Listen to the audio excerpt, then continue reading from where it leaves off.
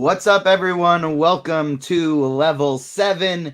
It is time for another edition of the Agents of Fandom podcast. I am your host, TJ Zwarich. Thank you so much to everyone joining us live on Twitch, Twitter, YouTube, Facebook, wherever you're joining us from. Get to see Agents AF Parker in the Twitch chat right now. Finally get to be present because we are not up late for him right now, as he's obviously on the other side of the world, because our guest is also on the other side of the world today, joined for a second straight day by my good buddy and co-host, Adam Blevins. How you doing? I'm doing great, man. Of the many times that I have loaded up on this podcast and answered that question from you to talk about something Marvel related, and perhaps not have never been any more excited than I am right now to talk about the Loki season 2 finale, man. I'm feeling great and I can't wait to get into it.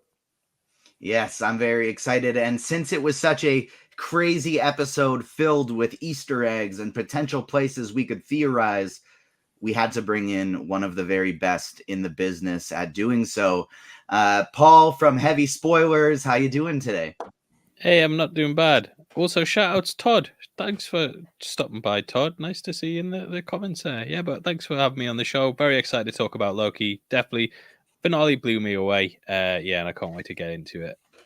Shout out to Todd Stephen Burrows in the YouTube chat. First time on the Agents of Fandom podcast. Big fan of Heavy Spoilers. Thank you for joining us over here as well. And we got a lot to talk about, so let's dive right into this.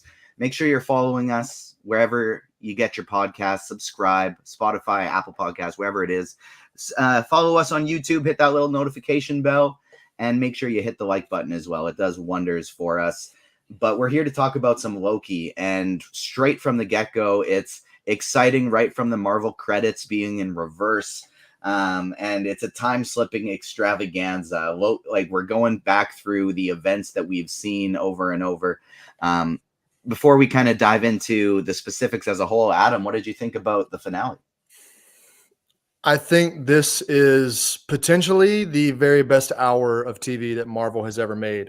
It's definitely up there for me. I don't think I can think of 2 to 3 more episodes that I've enjoyed more than this one. Trying to look back, it's hard to recall everything because there's been so many just over the last couple of years. But I think this may be the best episode that they've ever done. Just from like everything you were saying, even from the beginning all the way up until the end. I mean, this is like what they crafted with the show. I think the special thing about Loki is like some of the same stuff we all love so much about WandaVision, is that it's so unique, and that we also have a character that we've known for so long at the very beginning, and they stick to that throughout this show, and then especially throughout the finale, like with Tom Hiddleston driving everything forward.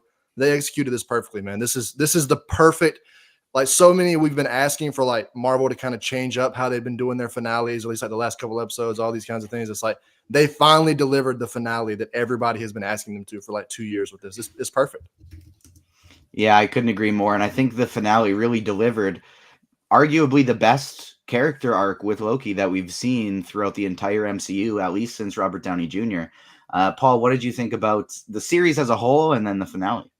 Yeah, loved it. I've actually gone back and rewatched it as well, and on a second viewing, it gets so much better because once you know what the ending is, you can see so many little details in it where they've really foreshadowed what's coming down the line. And seeing it like on a second viewing, it's very obvious what's going to happen, but they do such a good job, and I thought it paid off everything brilliantly. I thought it was such a good culmination of Tom Hiddleston's his performance for the last 14 years. Very emotional. A lot of the Disney Plus finales, I do kind of feel fall flat. Secret Invasion, even WandaVision, I was expecting to be quite a cerebral thing, and it just turned into like a big punchy fight thing. Falcon and the Winter Soldier was the same. Moon Knight as well. We had that big twist in episode 4 where it was kind of like he's in an asylum and you're getting really cerebral with it, and then it just turns into him punching the guy on the side of a pyramid and stuff. But it didn't resort to having to do big action or fight scenes. It was a very character focused, and I just thought it was brilliant. I thought it really delivered on what I wanted to see. Loved it. Yeah, I couldn't agree more. I think this was arguably the very best episode of Disney Plus television we've gotten, and definitely the very best finale that we've gotten so far.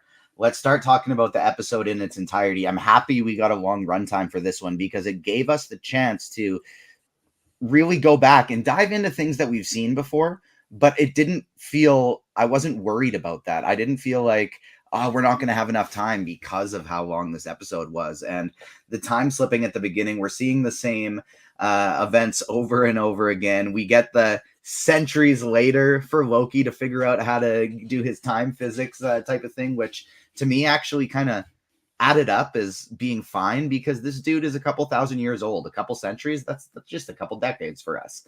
And Natalie Holt, as always, just delivered one of the most incredible scores we've seen in the MCU. I hope she gets more work going forward, because the stuff she did with this finale and the whole series is just incredible. Adam, did it bother you at all having to go back and see some stuff we've already seen, or did Tom Hiddleston's crazy great performance carry you through it?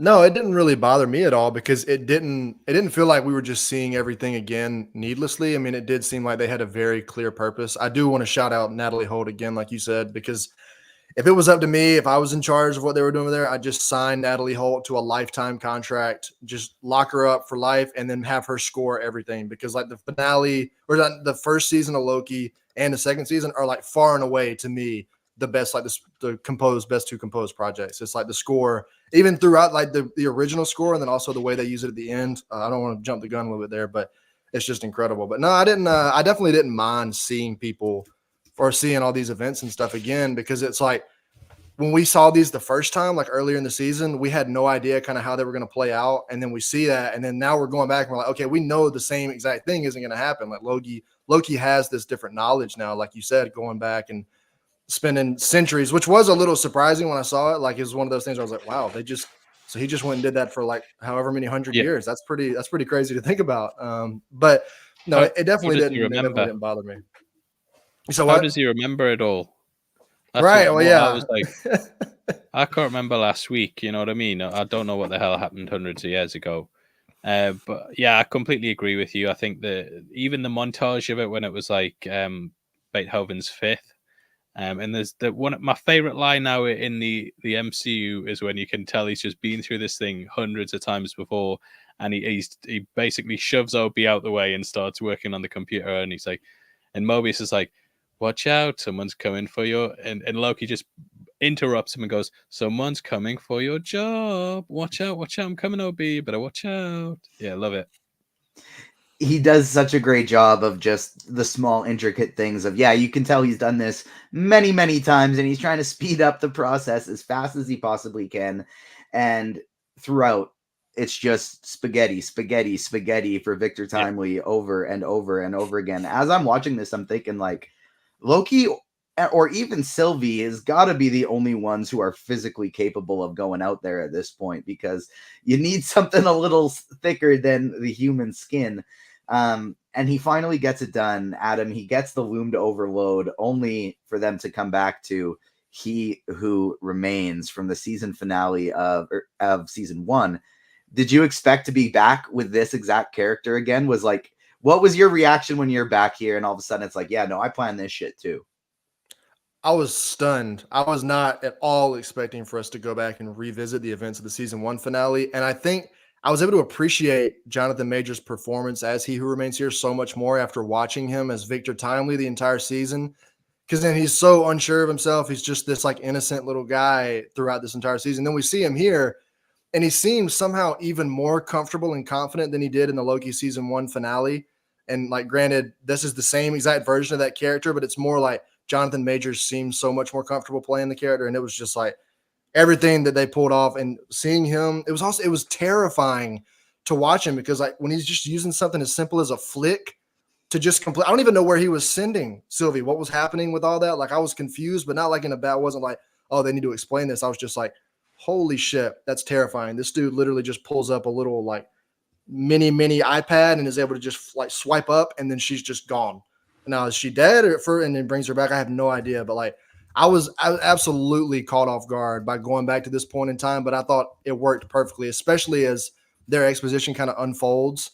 And we see, like, it seems so much like He Who Remains has the edge over Loki until the very end, when Loki's finally the one that's like, do you think this is the first time that we've had this conversation? And it's like, just chills right there thinking, because He Who Remains thought he had the upper hand on him the whole time. This was like a super pleasant surprise, and they pulled it off perfectly.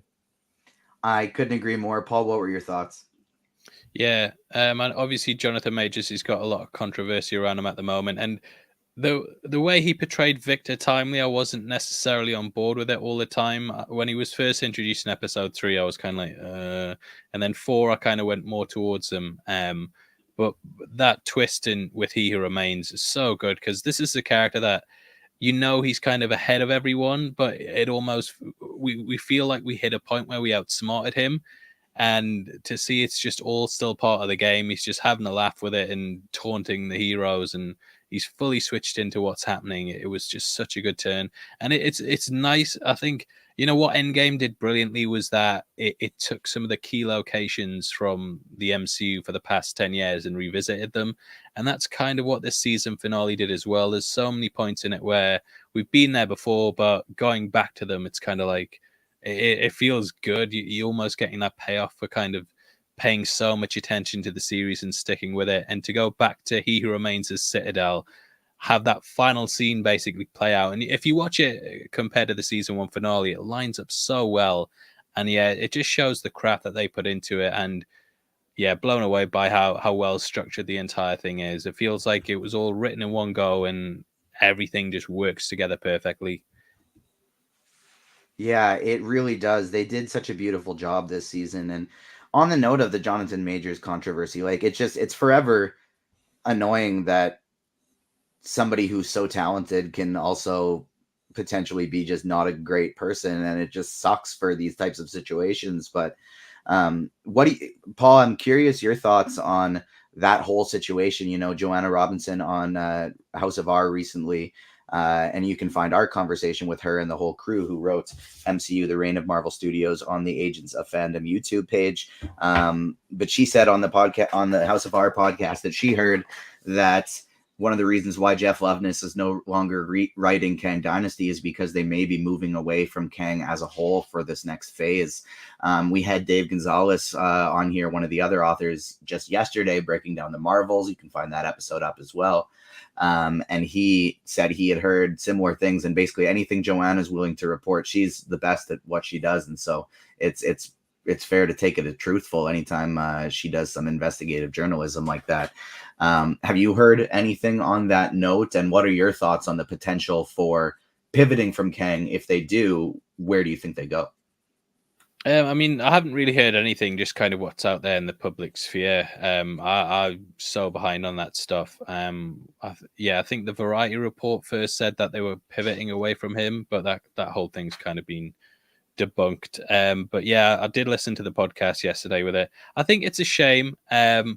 Not just because of Jonathan Majors. I think in general they could recast. I think Kang's a really good villain in the comics, and there's so much good stuff you can do with him. Like I recently read the Forever Kang Dynasty thing, and the Only Myself Left to Conquer. That's really, really good. And I think it's a shame if they have this villain who's featured in lots of different projects and they are kind of dropping it. I can totally understand why they're doing it, because obviously, all the controversy, they're going to have to start filming these projects that he's in very, very soon.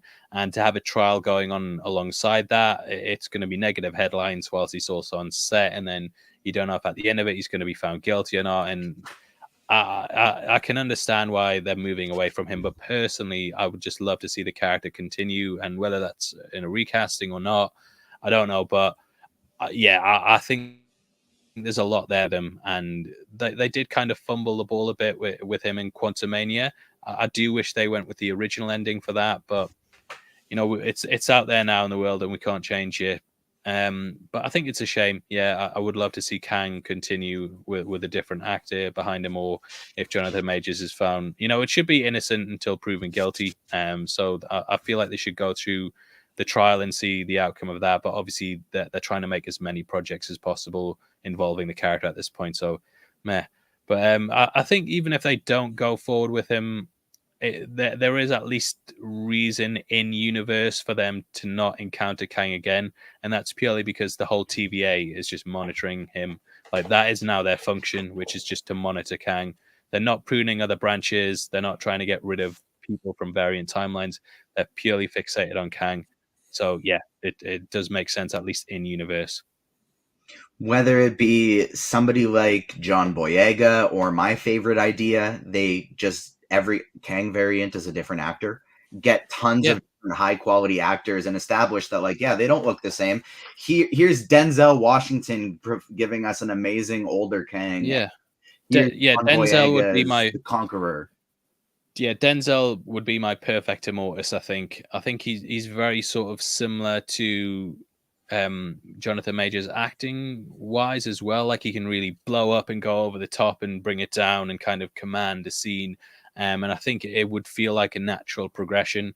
And yeah, the thing with Kang is as well.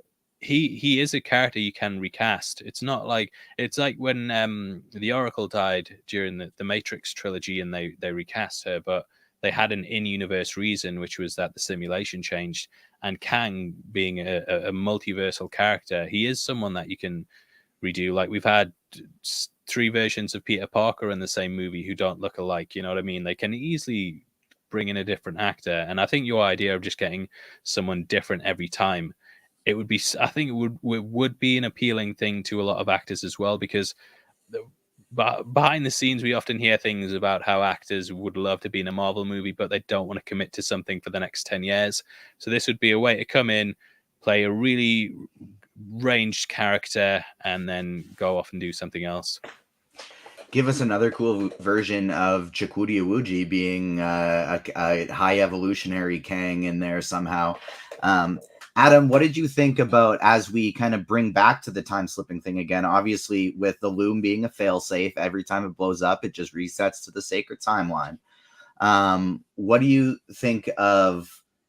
Did you see that failsafe kind of coming? And then when it gets to the point that Loki finally time slips enough to be able to beat Sylvie in a fight, he still can't do it. He still can't pull the trigger. And that to me was a very powerful scene of like when he just looks at He Who Remains and opens that up of like, can you just do something? Because like I'm not gonna kill her. We're at a stalemate here. Oh yeah, for Loki and Sylvie, it's not surprising to me that Loki couldn't pull the trigger and finish that off because he, at least the Loki that we've seen in this show, is much more like driven by his feelings for other characters, and Sylvie is completely driven by purpose. Like as we've seen, she's willing to kill He Who Remains. Like even if she would have to kill Loki, she would probably just do it just to get to He Who Remains. But that's not who Loki is, at least not anymore. Loki's gone through this growth, so it's like for him, he's going to find another way besides killing the person who another version of himself who he's also in love with. Anytime I get a chance to bring up that being weird, I'm going to do it. But I was definitely not expecting the loom to just kind of be this failsafe that they disregard because it did seem like they built it up over the entire season really to be this really important piece of equipment that was crucial for the sacred timeline.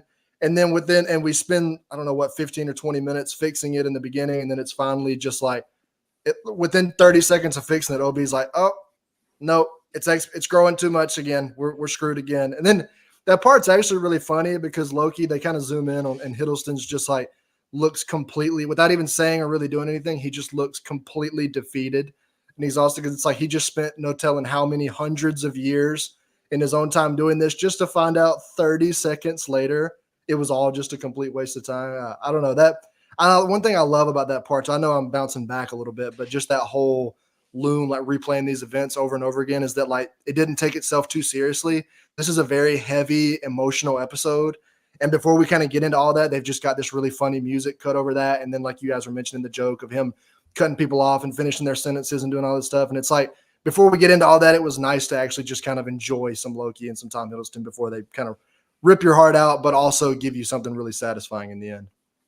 Shout out to Carlos in chat. I saw that on the TVA screens, but I didn't catch it as it was happening. But the TVA screens referred to it as a failsafe protocol, kind of laying out for us right there that potentially this was something planned that was happening right now. Paul, what did you think of the whole situation between Loki and Sylvie? And him obviously not deciding to pull the trigger. And even did you think that like maybe their arc should have ended with her going along for the ride too? Or are you satisfied with she just gets to go live a life now and Loki is, as she says at the end, giving us hope? Well, I think season one was very much a love story, and there was always going to be that criticism there with them basically being the same person but from different universes. And season two, it's not spelled out that it's a love story, but I very much still see that as a love story. And what is basically happening is Loki is giving up his life for a person that he loves, and he's making it so that they can go off and live a life while he's self-sacrificing to sit and hold things in place so that they can go and do that. So I still think it is a love story. It's just not a conventional one that we imagine with romance and stuff. It's more kind of like a self-sacrifice love story where it's like, you've changed me for the better. I love you so much that I'm gonna go off and do this thing that keeps your life going for hopefully for as long as possible, until that multiversal war inevitably starts. But yeah, really, like, it did hit a point where I thought I felt like I could see where it was going to go, and I thought that he would have to kill Sylvie, and I felt like I was calling it ahead of it, and then it just had the twist. And for Loki to go the way that he did and kind of override He Who Remains, because He Who Remains wanted to rule with him, for him to do that and kind of override that, go up on that throne by himself, I feel that was the perfect way to kind of end their relationship, because her just standing and no longer being hunted, getting to go off and live her life, I think that was the perfect way to close out not only Loki's arc but also her arc as well.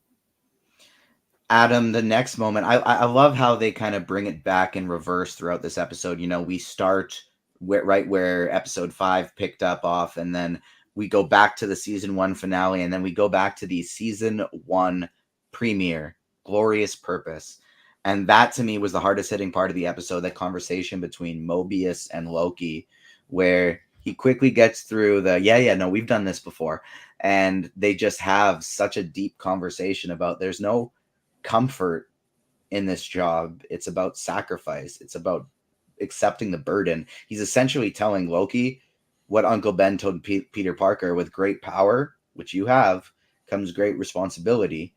And we see Loki throughout his beginning arc in the MCU as being a character who wants only for himself. He cares only about himself because he's been burdened, and he has this glorious purpose of a throne. That's all he wants. And obviously we'll touch on it more later, but he gets that at the end of this episode. But there's no glory that comes with it, only burden, just like Paul said, that sacrifice. How did you feel watching that conversation between Mobius and Loki? Because I was kind of tearing up by the end of it. Oh, the whole second half of this episode was really getting me in the feels. I just finished watching it about 15 minutes before we started the show the second time. I obviously watched it when it came out on Thursday night. And I found myself pretty much in a constant state of like fighting back tears literally for the last 25 to 30 minutes. But this scene especially, it hit so hard because they'd done a really good job this season establishing Mobius as a character that's like really hesitant to dive back, like to kind of uncover the truth about himself. And that makes this conversation like hit a little bit harder when the way he's talking. Cause like we know when we're watching this the first time, we don't know anything about Mobius, but now that we know, like he's afraid of like going out there to like, and figure out what's actually going on with his life. And he'd rather sit here and do these things, like hearing him talk about the kid with him and Renslayer, like going to prune this kid. Like that's part of who Mobius is as a person. And I can't even remember his actual name on the timeline, but it seems to me like, that's right.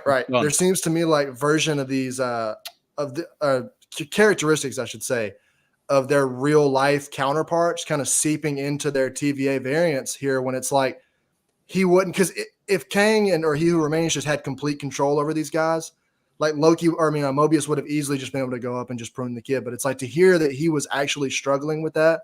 I don't know if that's the kind of thing where we talked about earlier a few weeks ago on this podcast, like how often is he doing the mind erasing, getting rid of their memories? I don't know. Maybe this was in a period of a little too much overlap. I believe he says it was pretty quick after he had been, or wasn't long after he'd been there. But it's like, that seems to me like that hits so much harder now, knowing that, or like learning after we've learned what we've learned about Mobius this season. So that anytime we went back, like I mentioned earlier, and see these things that we've already seen before, and like Paul said, it just feels like a gift, just like it did in Endgame, because we've got so much more added context to these events now. Yeah, I couldn't agree more. Paul, what did you take away from that conversation between Loki and Mobius? Because that, to me, culminated the whole 2 seasons so perfectly. It just wrapped Loki's arc up in a bow. Yeah, I thought it was brilliant. Obviously, Mobius has two kids, two young boys, and he was tasked with going to kill someone who was just playing with his brother on a dock, and you can tell that would have in his subconscious it would have been his son's. Episode 4, when I rewatched that, Renslayer actually says at some point to Mobius, "I was always making the tough decisions and doing the hard choices, while you just pussied out of it," basically. No, that's not the exact quote in the episode, but something along those lines. And rewatching that, I was like, oh, she's clearly talking about that time when she had to step in and prune that kid. And yeah, I think it is kind of in her subconscious. And even in season 1, when we learned about her being a teacher, her struggling to take in a young Sylvie, it makes sense because that's a young kid and she would be teaching kids as well, and Sylvie then escaped from that point.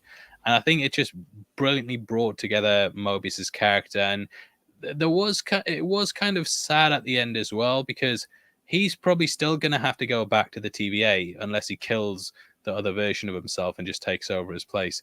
But he was just standing watching, the life that he wanted and longed for, and it was kind of sad seeing that be in front of him, but he can't really have it. But I think there would be happiness there too, that someone out there in the multiverse is living the life that he wanted. Yeah, I think so too. And he finally got to see it because Sylvie kind of brought him there and let him. I think there would be maybe some way that he could find a place and pop himself in there, whether it be with his kids or with a new life of some version. But Well, that's he, what 20 sorry to interrupt. That's no, you're what good. 2099 did in Across the Spider-Verse, isn't it? He found a version where he died in that universe and then just took over his place. So they could do, obviously it ended the universe in that with that version. But yeah, maybe something like that. And I maybe he want does. to Maybe he does, and it's an incursion. I want to Maybe, yeah. shout out to Owen Wilson's acting just in that last line. And that's also, I think, one of the most consequential lines of the series, like the very last thing. And shout out Carlos and Chad. Owen Wilson was cooking. But like when he says, I'm just going to sit here and just let time pass a little while. I mean, I remember the first Loki trailer for season 1 when it came out. One of the lines was from Owen Wilson saying, like, time works differently here in the TVA. So for him to be outside and like actually experiencing these events and having like a semblance of the passing of time, that was super meaningful in a way to deliver so much emotion in just one little simple line delivery. I couldn't agree more. And we get the heartfelt goodbye each to Mobius and then to Sylvie afterwards. And Sylvie kind of inspires him one final time when he's willing to give up and he's willing to just almost let he who remains wins. But she kind of, one of my very favorite quotes from the superhero movies is after Charles Xavier tells himself that just because somebody's lost and has lost their way doesn't mean that they can't find it. But he says to him, Charles, we need you to hope again. And that to me was essentially the conversation that Sylvie was having to Loki. And it's like, as long as there's hope, yeah, you're probably setting up Secret Wars, man. You're probably setting up a big multiversal war that could end everything. But if there's hope, you can do it differently, and hope you can create something new. That means there's a chance. That means you should do it. That means you should take the shot. And I think that's essentially one of the most important lessons in all of superhero media is, even when times are darkest, even when it looks like we're going to lose, you have to believe that we're going to win. You have to believe that good times are coming. Otherwise, why the hell are we doing this?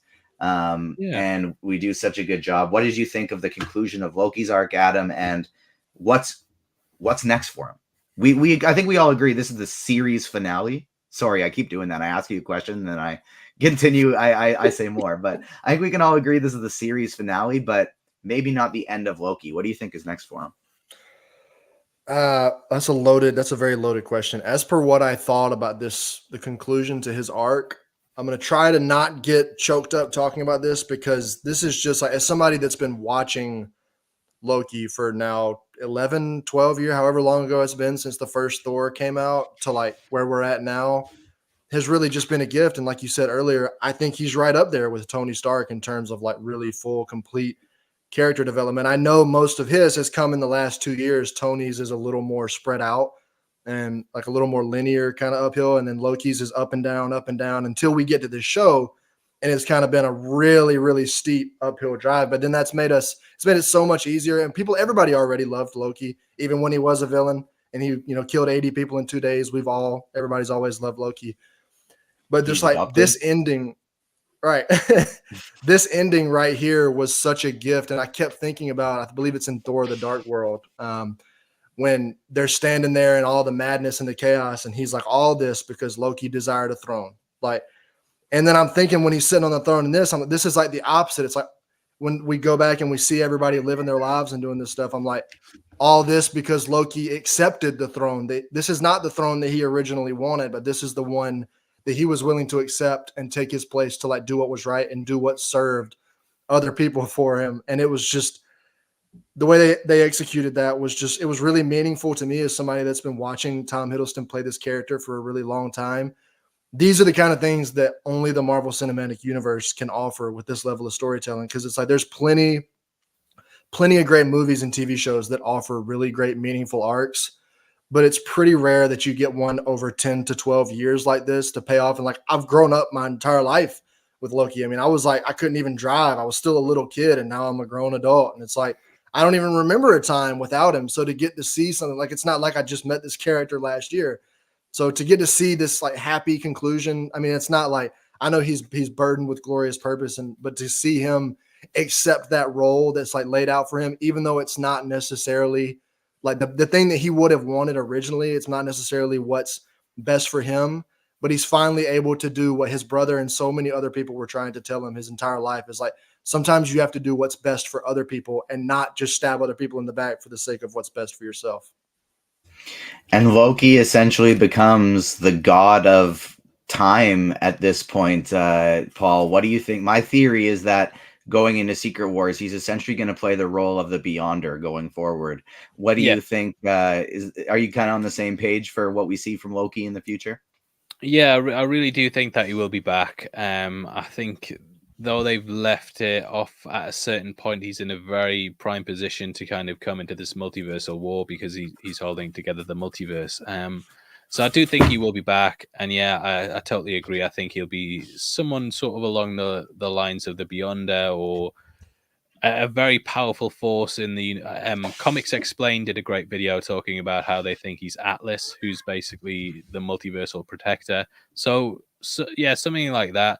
And I just thought it was a great way to take things. I hope the guy does come back. And a lot of people don't really realize, but you know, we talk about Thanos being like the big phase villain, and then it's like, oh, Kang's the big phase villain. But a lot of people don't really consider that Loki was very much the phase one villain. He was in the Avengers as the big bad, and he was the big bad in Thor as well. And to see it go from, you know, I'd love to see him keep going and be there at the end when everything when the MCU eventually ends. I'd love it if it was just Loki as kind of the last person or the last villain who had been there from the start and had gone on this massive arc throughout it.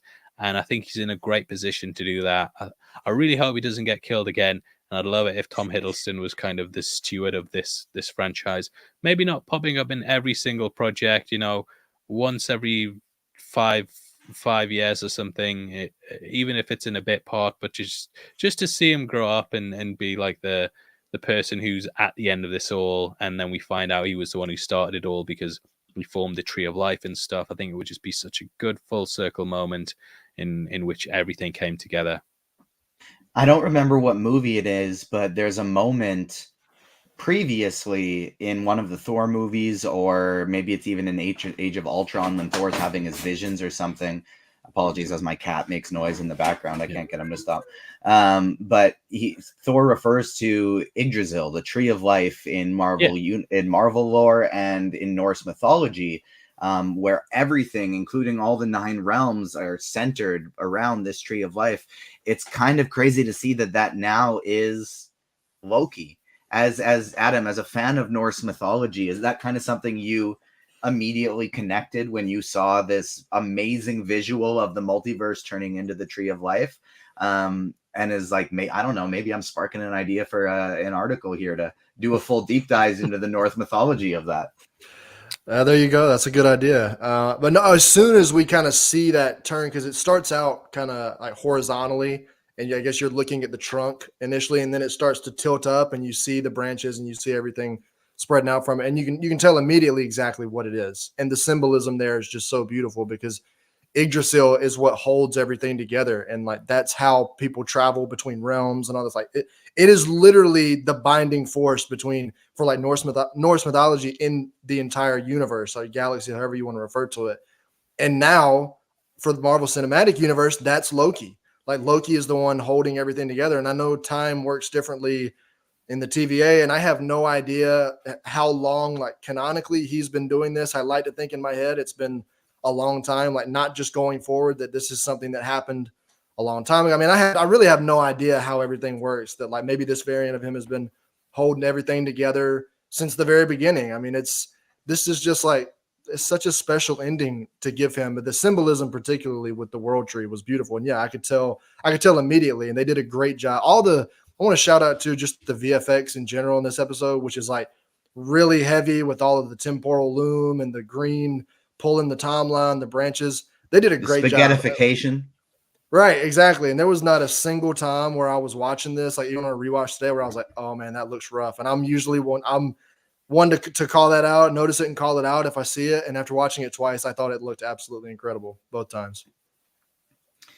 I think, like, as we talked about, I think Loki's going to be a key part of Secret Wars. My theory is that it's going to be in a Beyonder type role where he's gathering all the heroes essentially to win the multiversal war and to stop all the bad stuff from happening.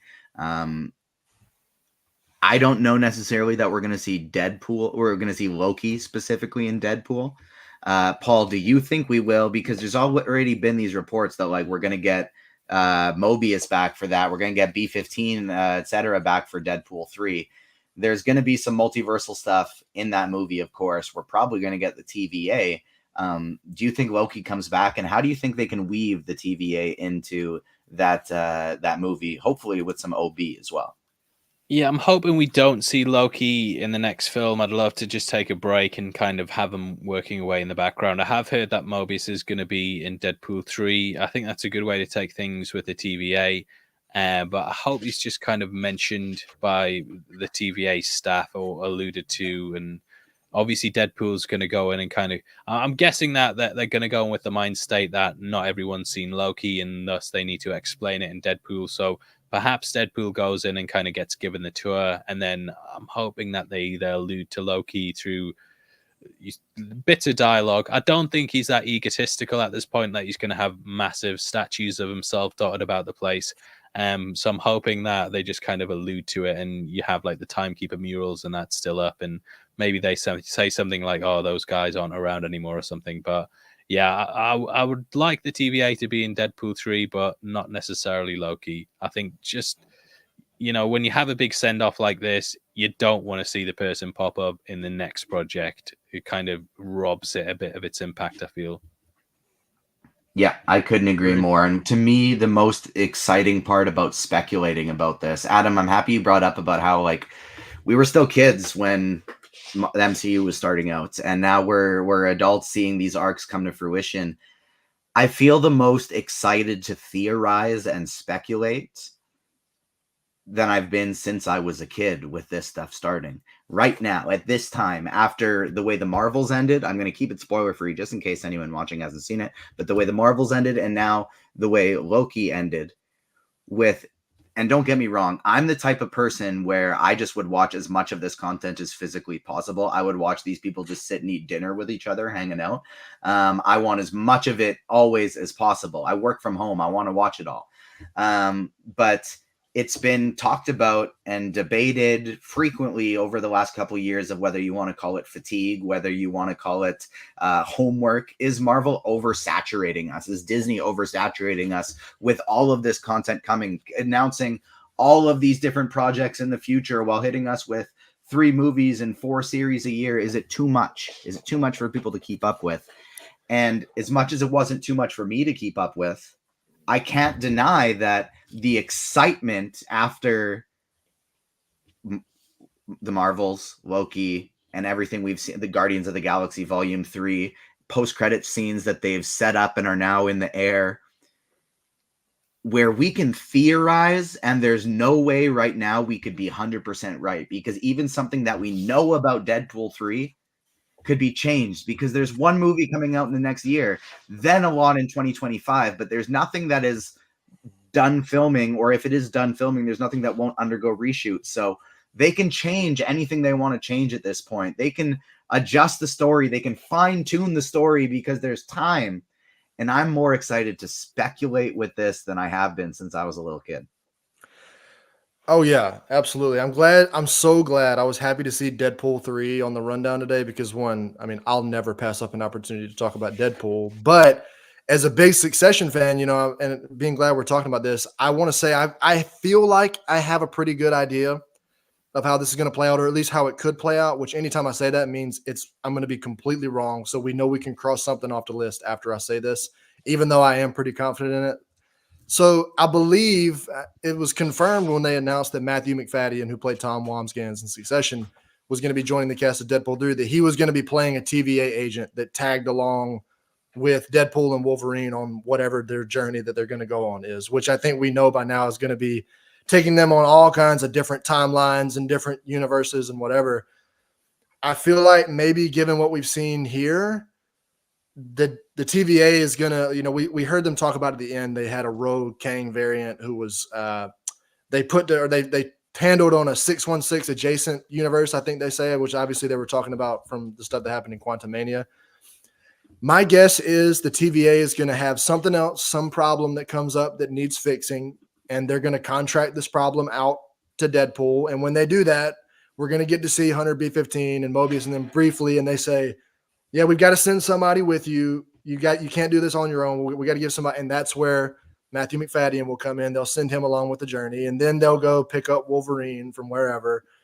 Because we still have no idea which version of Wolverine this is going to be, or which timeline he's in, or what exactly he's been up to. But it feels like that's exactly where we're heading. And then the 3 of them are getting ready to go on some big, crazy, whether they're, who knows? I mean, it's funny to think about because we're in this era now where everybody's talking about over the last couple of weeks, and especially since the finale, whether or not they can move forward with Kang or not. And then like how people feel.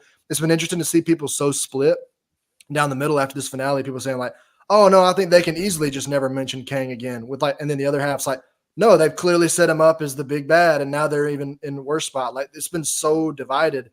There's an interesting version of Deadpool 3. I know this isn't what it's going to be because Deadpool 3 was written and filmed and had begun filming long before a lot of this stuff started coming out. But like if they wanted to move on from Kang, there's a really interesting story there where the task is like, hey, we've done the math and we see there's like 5 Kang variants here that if we can take care of these 5, we know he will no longer be a threat to the multiverse. So they hire Deadpool and Wolverine to go take care of it. And then that's how we get rid of Kang and move on to somebody else. That's obviously not going to happen because, you know, again, they were still planning when this movie was conceived, they were still planning on Kang being around. But I don't know, the potential for it, like I said, I know I've just been vamping for like 3 minutes now, but anytime you ask me a question about Deadpool 3, you're just setting yourself up for this because I just love this character so much, and the entire franchise and the potential of everything is so exciting. But I don't know. And then just to briefly tag on what you said, about the oversaturation factor. I mean, I think we were definitely oversaturated for a little while, which is why they came out and said, hey, we oversaturated the market and now we're going to slow down.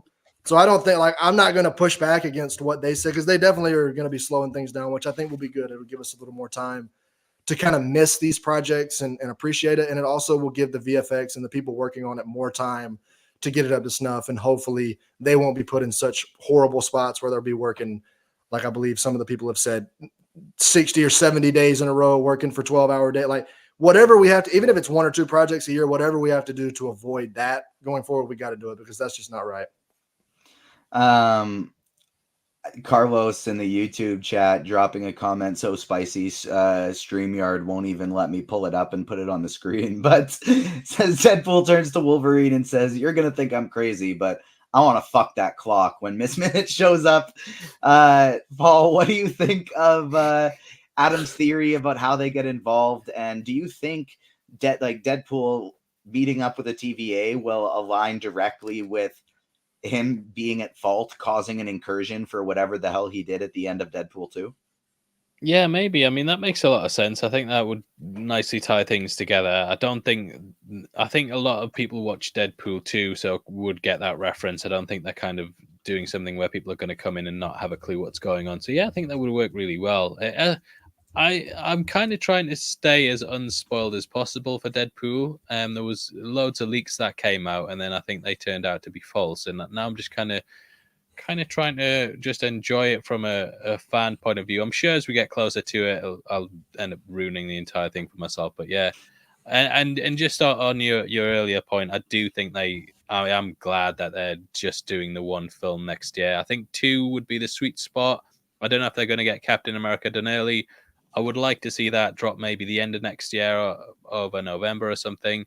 Because they have had that November spot the last 2 years as well. I think Wakanda Forever last year dropped on the exact same something like I think it dropped over here on the 11th of November last year. So it makes sense that Marvel would have another film drop in November, and I would love to see that. But yeah, if we just get Deadpool 3, I think it's going to be good because it's going to be such a hype film and it's going to give people a time to miss the MCU.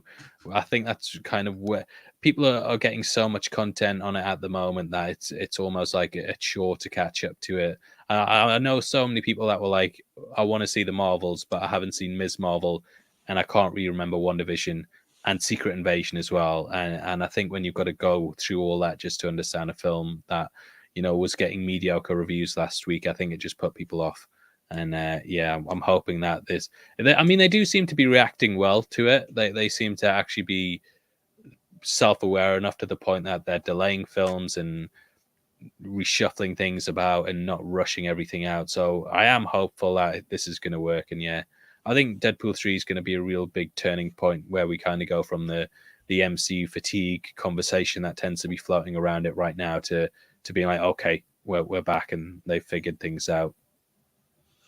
I couldn't agree more with you on that one. Thanks so much to everyone who tuned in live on Twitch, YouTube, Twitter, Facebook today with us, especially those who are usually tuning into the Heavy Spoilers YouTube channel who joined us for today.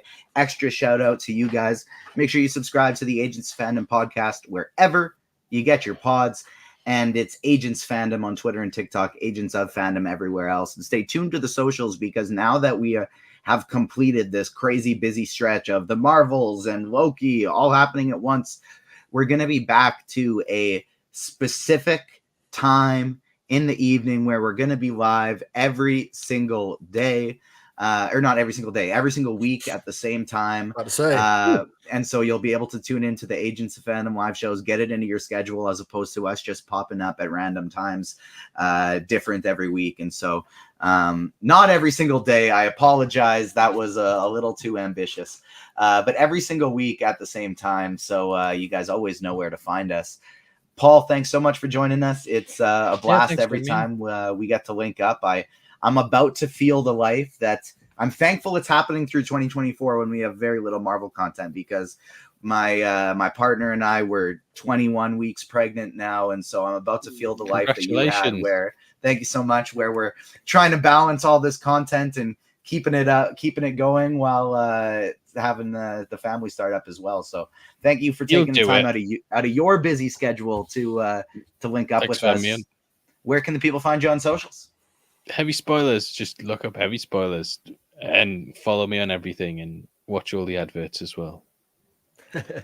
Exactly. I couldn't have said it better myself. And you can find our The Marvels full spoiler deep dive with Dave Gonzalez from TheRinger.com, co-host of Trial by Content, author of MCU, The Reign of Marvel Studios, up on YouTube and wherever you get your podcasts. And as Adam always says, check the website out every single day because there's so much great content coming out. Carlos says in chat, Paul, please relay the message to MT that we love him, and that he's also welcome to hop on the Agents of Fandom podcast whenever he'd like. Oh, hit him up. Yeah, he's free to do what he wants. Yeah. Thank you so much to everyone who tuned in, both live and after the fact. And we will see you next week, where we're going to have a draft for the Marvels, play a little game, and have a lot of fun. Thank you so much, everyone. We'll see you next week. Peace. Peace.